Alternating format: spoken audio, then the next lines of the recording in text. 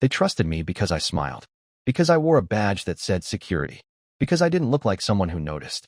That's the thing about being invisible. It's a gift when you know how to use it. I'd been working at Redwood Hills High School for 8 months. Not because I needed the job. I left military intelligence with a pension, a private firm, and more than enough money to retire early. But something had gone wrong in this place. 3 students missing in less than 2 years. Each case quietly swept under the rug. No real headlines. No suspects. No answers. I was hired to find out why. Quietly. Discreetly. Unofficially. They called it an internal investigation. I called it a countdown. But I never expected the rot to run through my own blood. It was a Thursday afternoon when I first realized my daughter might be in danger. Elena, 17, honors student, smart enough to outthink most adults. She worked part-time in the school's front office. I'd pulled some strings to get her there. Keep her close. Watch over her. That was the plan. Then I saw her name on a list that wasn't meant to exist. It was tucked into a folder labeled Private Programs on the desk of Joe Mercer, an English teacher with charm, political connections, and a smile I never trusted. His classroom was always locked after hours, yet the lights stayed on well past sundown. Nobody questioned him.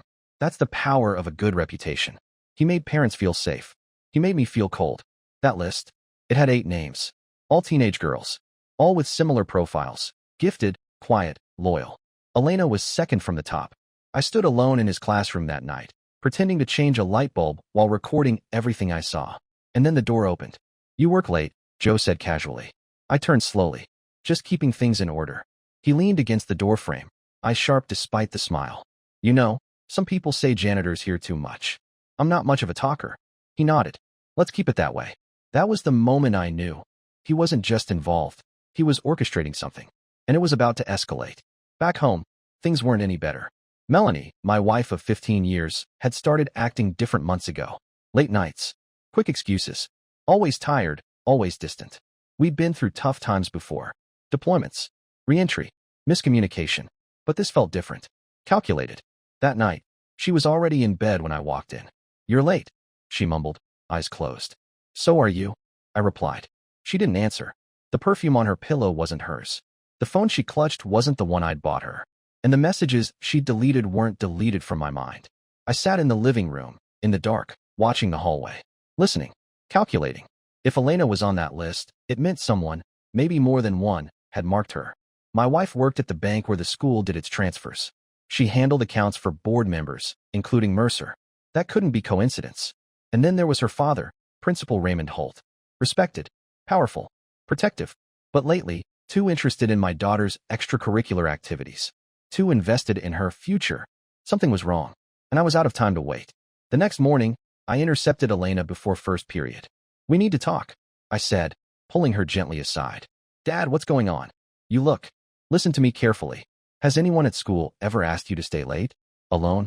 She hesitated. "Mr. Mercer. He said I could help him with student records for a special project. He said I was trustworthy." My stomach turned. "Has he ever touched you? Said anything strange?" "No. Nothing like that.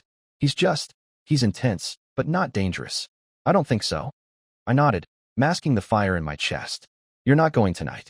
No matter what he says. Tell him you're sick. Tell him I said no." "Dad, that's going to look weird. He's close with Grandpa. They talk every day." I looked her straight in the eyes. "Promise me." "I promise." And just like that, I started planning for war. That afternoon, I activated Phase 1. My old team, men I trusted with my life, had already been briefed. Daniel, our tech specialist, confirmed that Mercer's classroom camera had been disabled every night after 6 p.m. That alone was a red flag. Even worse, Raymond Holt had approved private evening access for Mercer 3 times that month. On school paper, with forged timestamps. Melanie's bank records showed unregistered transfers linked to shell accounts. All within the last 6 weeks. All under Holt's discretionary fund. I connected the dots, but I didn't like the picture. Because it looked like my own wife was laundering money for her father. Or for Mercer. Or both. And the target? My daughter. I called Daniel that evening. "We have to accelerate. Tonight's no longer safe." "What's the protocol?" "Shadow Elena. If they try to move on her, we stop them. No contact unless they initiate." "And if it's family?" I paused. Then they chose their side. That night, I sat in my car 2 blocks from home, watching my wife's car disappear down the road. She told me she was going to dinner with friends. But I already knew where she was headed. Mercer's address came up in her GPS history more than once. I wasn't surprised, but that didn't make it hurt any less. There's a pain that comes when enemies betray you. And then there's the kind that only family can inflict. The second kind burns deeper, and it doesn't go away, not without justice. The next morning, I watched Mercer walk into school like nothing had changed. Like he hadn't smiled at my daughter while planning her disappearance. Like he hadn't stood in front of me in that classroom and warned me, without words, to stay in my lane. I stayed in mine. For now. But only because I was digging beneath it. Daniel's report came in before lunch. Encrypted audio, captured from the school server room we'd tapped weeks ago. It took less than 5 minutes of playback to confirm everything I feared. A meeting. 3 voices. Mercer, Holt, and someone I didn't recognize. We finalize the paperwork tomorrow. She's compliant. You're sure? She trusts Mercer. That's enough. The handoff happens Thursday, after hours. And her father? A janitor. He won't interfere. If he does, we'll handle it. I paused the recording, my finger trembling above the keypad. Not from fear. From fury. They weren't worried about me. They didn't even see me as a threat. That told me 2 things. They'd become arrogant. They didn't know who I really was. Big mistake. At home, I sat across the table from Melanie that night. She stirred her tea too slowly. Avoided eye contact. Her phone kept buzzing in her lap. Who's texting you? I asked. She didn't flinch. Work. The branch audit's coming. I let the silence stretch. You've been distracted lately, she added. Long hours. Quiet. Something going on? Yeah, I said. I'm trying to keep our daughter alive. That got her attention. What are you talking about? You know what I'm talking about. I leaned forward, voice low. Don't pretend you don't know about the transfers. About Mercer. About your father. Her eyes widened for a split second, a crack in the mask. You went through my accounts? I went through everything. Do you know what I found? She didn't answer. That was enough. I know about the shell companies. The unreported transactions. The late-night meetings with Mercer. You didn't just lie to me. You helped them. Her lips parted like she was about to explain, or beg, or lie again. I didn't let her. Elena was on the list, Melanie. Your daughter. You gave them access to her. I didn't know, she whispered. You didn't ask. That's the same thing. That night, I didn't sleep. Instead, I called Daniel. We fast-track everything. Surveillance stays active, but I want extraction protocols in place. You think they'll try to move on Elena early? I don't think. I know. Wednesday morning, Elena came to me during her break, holding her phone tight in her hand. Mr. Mercer wants me to stay late tomorrow. Something about helping with admissions data. Grandpa confirmed it. My breath slowed. The exact window. The same cover story.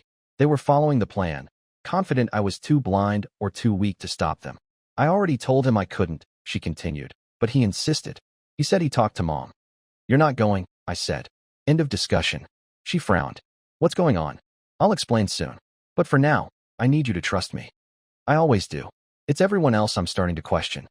Good girl. After school, I intercepted Holt outside his office. Just me and him. He gave me that polished principal smile. Working hard, I see.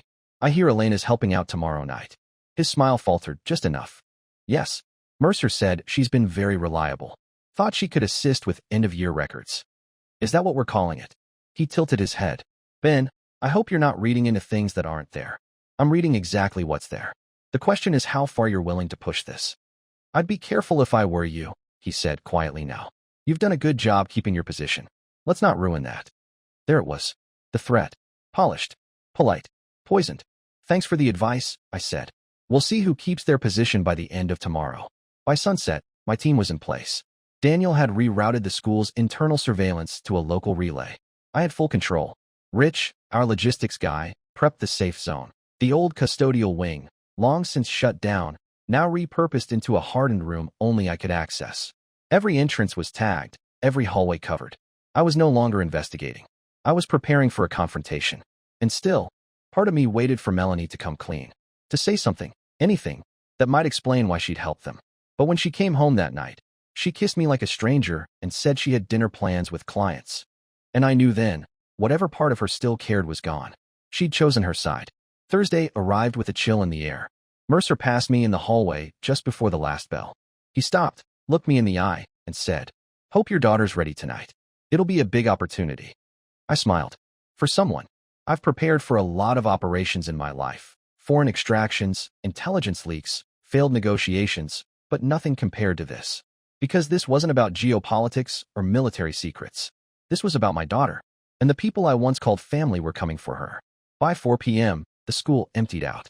Just a few staff remained, most of them on Holt's approved list. Daniel confirmed from the surveillance then that 2 unfamiliar cars had parked outside the east entrance. No markings, windows tinted, plates registered to shell companies. They were early, confident. That told me one thing. They thought we wouldn't fight. They didn't understand who they were dealing with. At 5:15, Elena texted me. I'm heading to the office to start the project. You good? Always. She didn't know everything. Just enough to stay alert, follow my signals, and stall if anything fell off. I had someone shadowing her from a distance. Backup who'd stay invisible unless needed. She was brave, smarter than most adults I've worked with, but still a kid in a world that eats kids alive. 5:47 p.m. Holt entered the administrative wing with 2 men, neither of them teachers, neither listed on school staff records. They wore the confidence of men who'd done this before. A job, not a crime. That's how they treated it. Mercer arrived shortly after, holding a folder. He greeted them like old friends. I watched all of it through the hidden cameras Daniel had installed inside room 106, the same room where Elena was supposed to help with student records. It wasn't records they were preparing. It was transfer documents, false parental permissions, one-way tickets. Her name was already highlighted. At 6:02 p.m., Melanie walked into the building. Hair done, heels, overnight bag in hand. Daniel's voice came through my earpiece. She's heading your way. I see her. She didn't look around, didn't hesitate. She knew the route, knew who was waiting. She even smiled when Mercer opened the door for her. I felt nothing. Not anymore. 6:18 p.m. They tried to offer Elena a drink. Bottled water, slightly cloudy. Same kind they'd used in 2 prior disappearances. She declined, politely. I'd trained her well. Mercer insisted. Holt chimed in with a story about stress and hydration. She played it perfectly, stalling, asking about formatting, pretending to care about the audit. But I saw the look in her eyes. She knew something was wrong, and that meant it was time. 6:23 p.m. I sent the signal. Daniel cut the power to the east side. Emergency lights kicked in. Confusion spread, exactly as planned.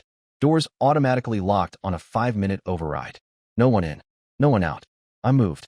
Down the service hallway, through the storage access, into room 106, the back entrance. They didn't see me coming. When the door slammed open, Mercer reached for something in his jacket.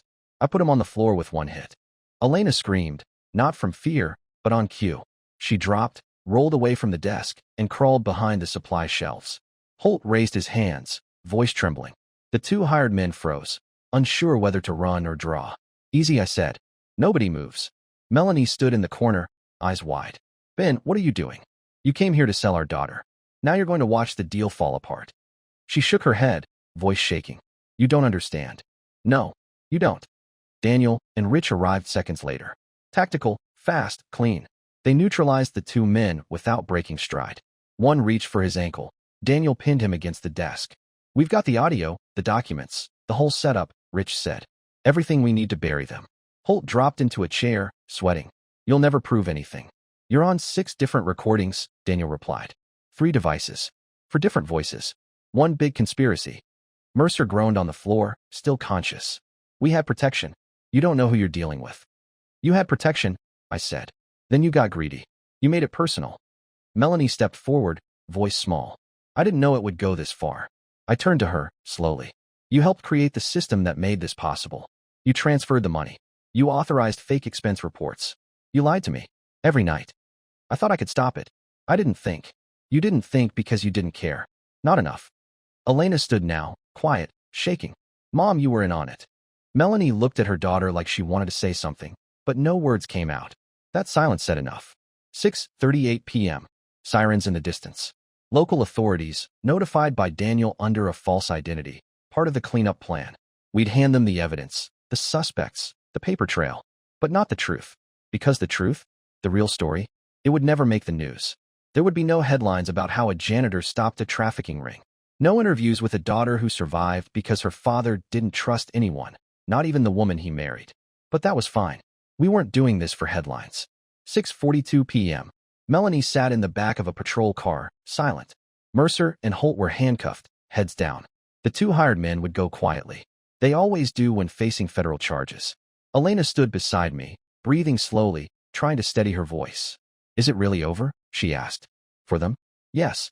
For us? Not yet. What now? Now we deal with the aftermath. They say justice has a cost. What they don't tell you is who gets the bill. By morning, Mercer, Holt, and the two hired men were in federal custody. Charges ranged from conspiracy and fraud to child endangerment and attempted abduction.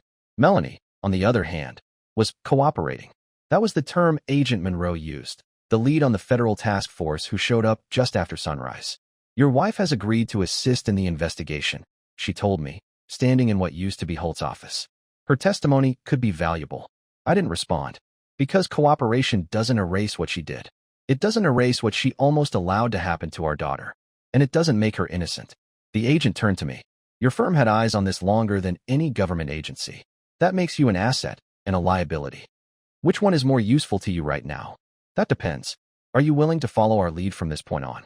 I nodded. As long as you don't bury what matters. She studied me. We won't, but we will manage the story. For everyone's safety. That was the polite way of saying, this goes deeper than we can say out loud. I'd heard it before. Later that afternoon, I found Elena outside the school, arms crossed, backpack slung over one shoulder. She hadn't said much since last night. She didn't need to. I have to give a statement soon, she said. Agent Monroe wants to record everything I remember. You tell her what you need to, but leave out anything that can't be explained without destroying what's left. She didn't answer. Elena, I want to tell the truth. I know, I said. But the truth, unfiltered, will hurt you more than it helps. There's a difference between justice and revenge. What they did deserves punishment, but what you say now will follow you for years. I'm not the one who should be worried about that. No, I agreed. But you are the one who'll carry the scars. She turned away from me for a long time. Then, did Mom really know? All of it. She helped them move the money. She knew Mercer wasn't who he pretended to be. She kept secrets. Important ones. Elena's voice cracked. She was supposed to protect me. She didn't. That was all there was. 2 days passed. News crews showed up, but were quickly turned away. The official report spoke of internal financial misconduct and a breach of student privacy protocols. Nothing more. No mention of trafficking. No mention of the names on Mercer's list. The school board acted fast. Holt's name scrubbed from the website. Mercer's records sealed. Federal agents took over the cleanup. All perfectly legal. All terribly incomplete. Agent Monroe visited my office Friday evening. We've analyzed the evidence you provided. Enough to shut down at least one regional network. 1. There are signs this was part of a larger chain. Georgia, Florida, maybe the Carolinas. We're digging. Who's next? That's not your concern anymore. Yes, I said. It is. She changed the subject. Your wife has requested a deal, full cooperation in exchange for entry into the Witness Protection Program. New identity. Relocation. I stared at her. She'll disappear. That's the point. And if I object? You can try. But federal discretion overrides familial grievance. She tried to help bury my daughter, and in doing so, buried herself. I paused. What about Elena? She doesn't have to see her again. She doesn't even have to know where she is. I'll talk to her. That night, we sat in the same kitchen where our family used to eat together. Just the two of us now. 2 survivors of the same betrayal. Elena, I said, your mother's leaving. The feds are giving her a new identity. New life. You won't hear from her again. She nodded once. Do you want to say anything before she goes? No, not anger, not sadness, just certainty. She already said everything by what she did. Saturday, Melanie was escorted out of town. No one waved goodbye. No one asked where she was going. Her story ended without noise, the kind of silence that says you don't belong here anymore. 1 week later, I received a letter. From her. Handwritten. I opened it, read the first 3 lines, and burned the rest. Not because I hated her. Because I couldn't afford to need closure from someone who chose self-preservation over her child. Elena started therapy. She asked for it herself. She also started reading books on law enforcement, investigative psychology, and behavioral science. The kind of books I'd read in my 20s. She never said she wanted to follow in my footsteps. She didn't have to. One morning, over coffee, she asked me a question I didn't expect. Do you think Mom ever really loved me? I took a breath. I think she loved the version of you that didn't cost her anything. That's not love. No, it isn't. She didn't cry. She just nodded. And I realized, in that moment, she was no longer just my daughter. She was becoming something else. A protector. A weapon sharpened by betrayal. A young woman who had seen what the world could do, and decided she would never be a victim again. A month passed. You'd think that would be enough time for things to settle. It wasn't. The media lost interest after the 2nd week. Mercer's trial was sealed. Holt took a plea to avoid dying in prison. And Melanie, or whoever she was now, disappeared under a new name, into a new city, pretending she never had a daughter. But silence doesn't mean peace. And justice doesn't mean safety. Elena returned to school, but not the same way. She walked the halls like a soldier scanning a perimeter. She trusted no one. She asked quiet questions, noted inconsistencies, noticed when a counselor didn't log a meeting or when a teacher left a door propped open after hours. She was watching everything, just like I used to. And I knew what that meant. She wasn't moving on. She was preparing. One evening, she sat across from me at the table, laptop open, eyes focused. "There's a name that came up in Mercer's archived messages," she said. "Not in the official files. It was encrypted, hidden inside draft emails that were never sent." She showed me the data, a fragment from a hidden chat string, buried in metadata only someone trained would think to check. Sheridan, she said. Referenced 4 times. Atlanta. Payment approvals. Training sites. Sheridan. I repeated. She nodded.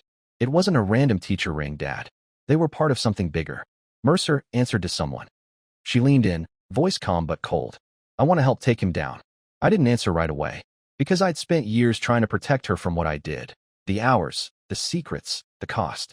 And here she was, at 18, with fire in her blood and her mother's betrayal burned into her memory, volunteering for a war she couldn't possibly understand. But I saw something else too. She wasn't asking for permission. She was inviting me to trust her. Then we do it my way, I said. No shortcuts. No improvisation. You train. You listen. And if I say stop, you stop. Deal, she said without blinking. We started small. I let her shadow our intel analyst, Rich. He walked her through surveillance data, encryption patterns, how to cross-reference dummy corporations with wire transfer timestamps. She absorbed it faster than I expected. 2 weeks in, she discovered something we missed. One of Sheridan's shell companies, listed as an educational consultant firm, had quietly signed service contracts with 12 public school districts across 4 states.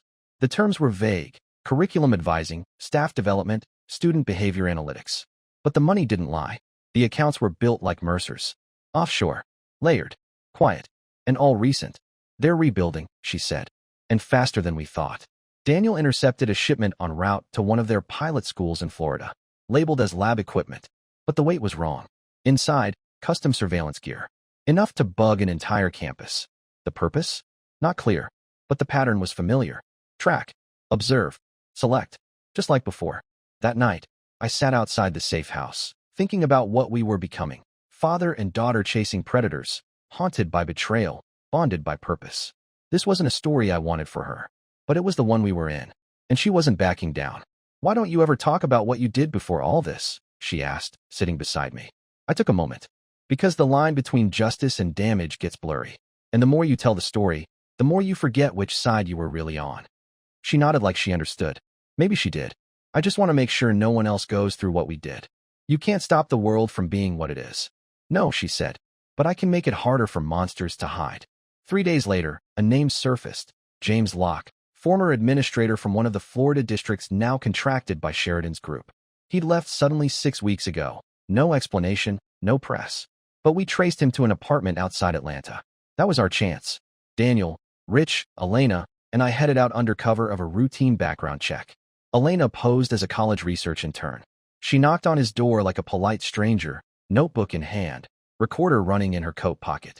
And Locke opened the door. A man running always carries guilt in his shoulders. But what I saw in his eyes was something else. Fear of what was behind him, not in front. Who are you really with? He asked her, glancing down the hall. She didn't flinch. We know about Sheridan. About Mercer. About what happened at Redwood Hills. He went still.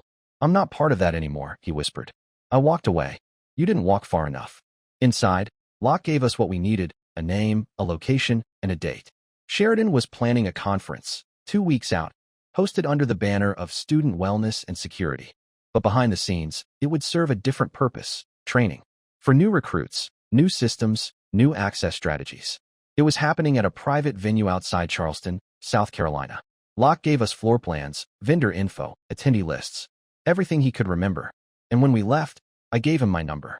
If you ever hear they found you, call me. And run. Back at base, I watched Elena debrief with Rich and Daniel, poised, detailed, methodical. She didn't look like a student anymore. She looked like an operator. And I realized the moment I feared had already happened. She was in.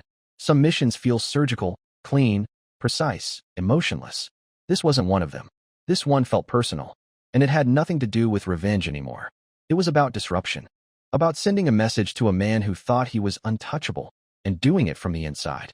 His name was Sergio Sheridan, and in exactly 6 hours, he'd be standing in front of an audience of school administrators, pitching them a new system, a student wellness and behavioral analytics platform. Marketed as data-driven protection, sold as progress. In reality, it was a recruitment model, a pipeline.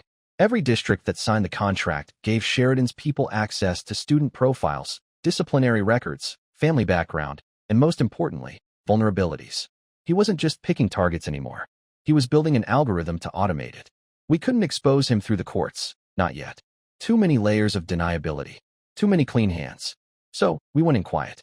The venue was a secure, private estate posing as a wellness retreat just outside Charleston. Invite only. No press. No outsiders. Daniel and Rich had spent weeks creating false credentials for us. I was listed as a private contractor from a behavioral consulting firm in Colorado. Elena? My intern. Young. Curious. Polished enough to be ignored. We blended in perfectly. If they noticed us, they didn't care. Inside the main conference hall, Sheridan walked on stage like a man who owned the room. Mid-40s. Polished. Warm voice. Speaks in layered truths. He talked about rising student anxiety, institutional burnout, systemic gaps. And then he introduced his solution, Behavior 360. Data doesn't lie, he said. And students don't always speak. We find the patterns for you. We show you who's slipping before they fall.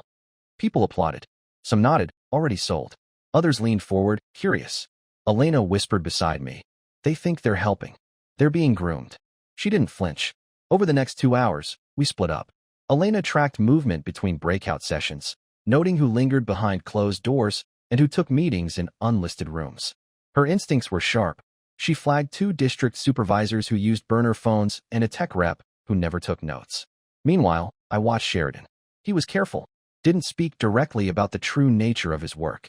But once you've been in this business long enough, you learn how to read the people who never say what they mean. He never mentioned targets, but he said data monetization.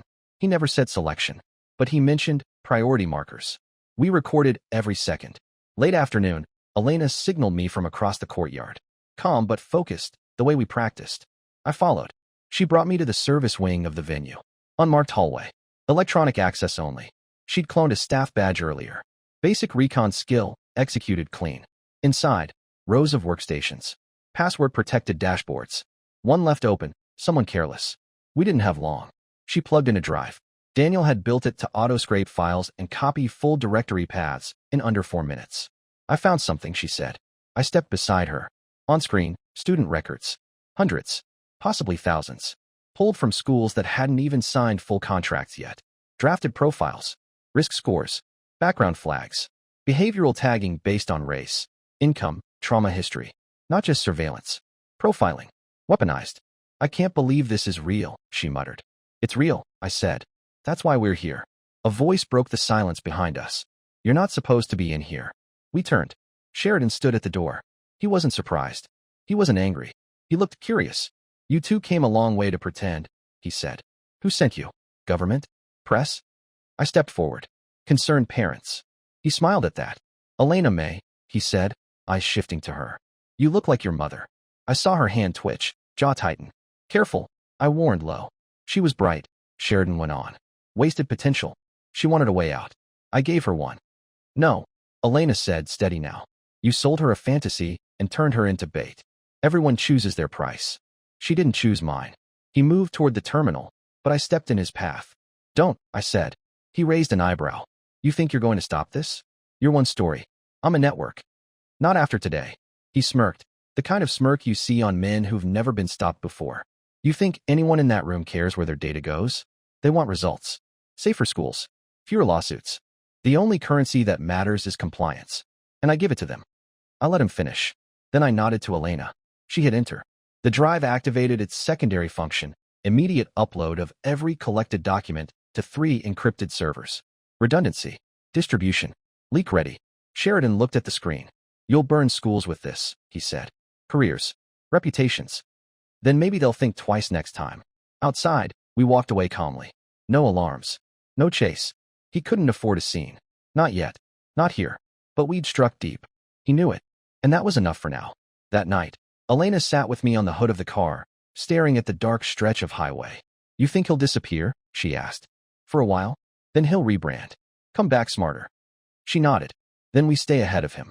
I looked at her, not as a child I needed to protect, but as the one person in this world who understood what it cost to see the truth and not look away. She'd gone into the lion's den and walked out stronger. Not untouched, but stronger. Justice isn't clean. It's not fast, but it starts with someone refusing to be silent.